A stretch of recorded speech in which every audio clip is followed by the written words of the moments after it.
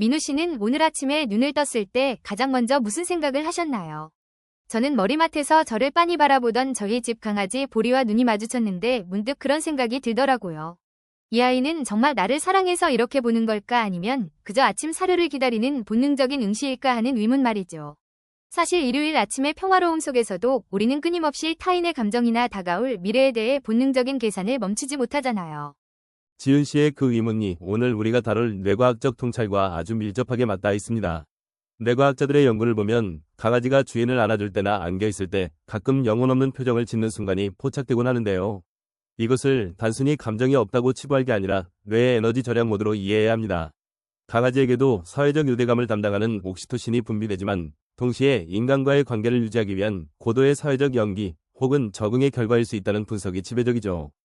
강아지도 사회적 연기를 한다는 말씀이 참 흥미로우면서도 한편으로는 씁쓸하네요. 그런데 이런 현상이 비단 동물에게만 해당되는 이야기는 아닐 거예요. 심리학적으로 보면 우리 인간들도 사회적 관계 속에서 끊임없이 자신의 본래 감정을 숨기고 상황에 맞는 표정을 지어 보이니까요.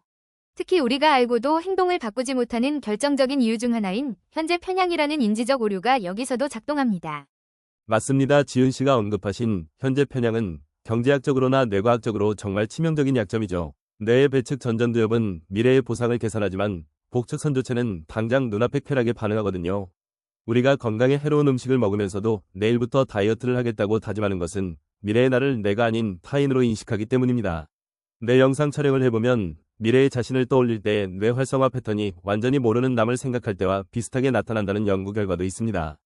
결국 우리가 늘 결심만 하고 실천하지 못하는 건 위지력이 부족해서가 아니라 뇌 구조 자체가 미래의 나를 남처럼 대접하기 때문이라는 거군요. 역사적으로 봐도 인류는 늘 현재의 생존을 위해 미래를 희생시키는 방향으로 진화해 왔습니다.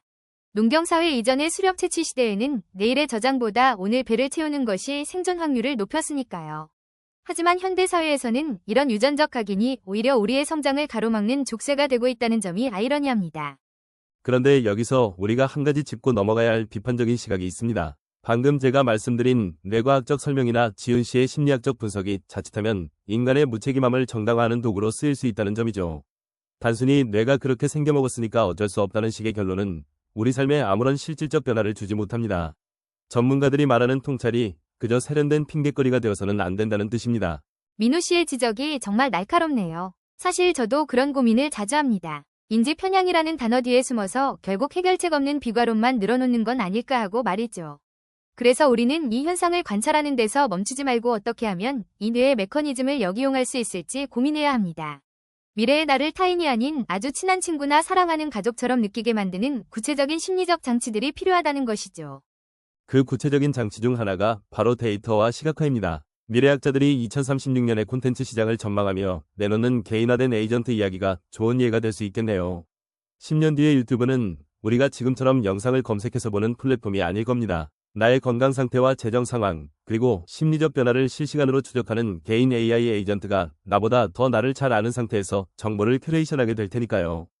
2036년의 AI 에이전트라니 지금의 알고리즘과는 차원이 다른 이야기겠군요. 그때가 되면 우리가 현재 편향에 빠져서 내리는 잘못된 결정들을 AI가 사전에 차단하거나 조언해주는 기능도 생기지 않을까요? 예를 들어 지금 이 돈을 쓰면 10년 뒤에 네가 길거리로 나앉을 확률이 80%라는 식으로 아주 구체적인 데이터를 시각화해서 보여주는 거죠. 그렇게 되면 미래의 나를 남처럼 느끼던 뇌도 조금은 긴장하지 않을까 싶습니다. 지은 씨 말씀대로 미래의 AI는 단순한 도구를 넘어 우리의 의사결정을 보조하는 인지적 파트너가 될 확률이 높습니다. 하지만 여기서 중요한 건 기술의 발전이 인간의 주체성을 완전히 대체하게 두어서는 안 된다는 점입니다.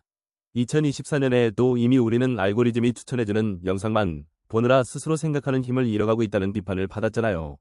2036년에는 그 위험성이 훨씬 더 커질 수밖에 없습니다. 맞아요. 기술이 고도화될수록 우리가 잃지 말아야 할 것은 결국 왜라는 질문을 던지는 능력입니다. 아까 60대 은퇴 준비자 한 분이 이런 지식들이 너무 어렵고 멀게 느껴진다고 말씀하신 걸 들었는데요. 사실 이 모든 이야기는 결국 어떻게 하면 남은 인생을 더 존엄하고 주체적으로 살 것인가에 대한 고민으로 귀결됩니다. 뇌과학이나 미래학은 그 목표를 달성하기 위한 지도일 뿐이지 목적지 그 자체가 아니니까요. 은퇴를 앞두신 분들이나 현업에서 치열하게 일하시는 사장님들께 이 이야기가 뻔한 소리로 들리지 않으려면 실질적인 이득이 보여야 합니다. 예를 들어 AI 에이전트 시대를 대비한다는 건 지금부터 자신의 데이터를 어떻게 관리하고 어떤 가치관을 AI에게 학습시킬지 고민하는 과정입니다. 나의 취향과 철학이 담기지 않은 AI는 결국 거대 기업의 마케팅 도구로 전락할 뿐이니까요. 이것은 생존의 문제이자 자산 관리의 핵심이 될 것입니다. 결국 우리가 강아지의 영혼 없는 표정을 보며 서운해할 게 아니라 그 관계 속에서 어떤 정서적 실익을 얻고 있는지 냉정하게 파악해야 하는 것과 비슷하네요. 현재의 즐거움을 누리되 그것이 미래의 나를 파괴하지 않도록 끊임없이 조율하는 감각 말이죠. 오늘 우리가 나눈 이야기들이 청취자 여러분께 단순한 지식 전달을 넘어 내일 아침의 행동을 단 2%라도 바꿀 수 있는 동력이 되었으면 합니다.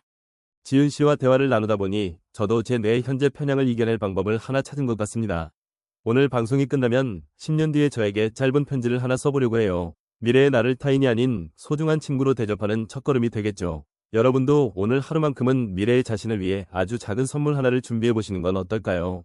그것이 저축이든 운동이든 혹은 마음의 휴식이든 상관없습니다. 참 좋은 생각입니다, 민호 씨. 우리가 오늘을 어떻게 정의하느냐에 따라 10년 뒤의 풍경은 완전히 달라질 테니까요. 오늘 방송에서 다룬 뇌과학과 심리학, 그리고 미래학의 교차점은 결국 하나로 모입니다. 바로 나 자신을 객관적으로 바라보고 더 나은 선택을 할 수 있는 용기를 갖는 것이죠. 일요일 오전에 이 소중한 시간이 여러분의 삶에 작은 균열을 내고 그 사이로 새로운 통찰의 빛이 스며들기를 바랍니다. 오늘 저희가 준비한 내용은 여기까지입니다. 전문가들의 화려한 수식어보다 여러분의 가슴에 남는 단 한 문장이 더 중요하다는 사실을 잊지 마세요. 뇌는 속기 쉽지만 당신의 의지는 그 속임수를 알아챌 만큼 충분히 강력합니다. 다음 주에는 더욱 깊이 있고 실질적인 변화를 이끌어낼 수 있는 주제로 찾아뵙겠습니다. 함께 해주신 여러분 진심으로 감사합니다.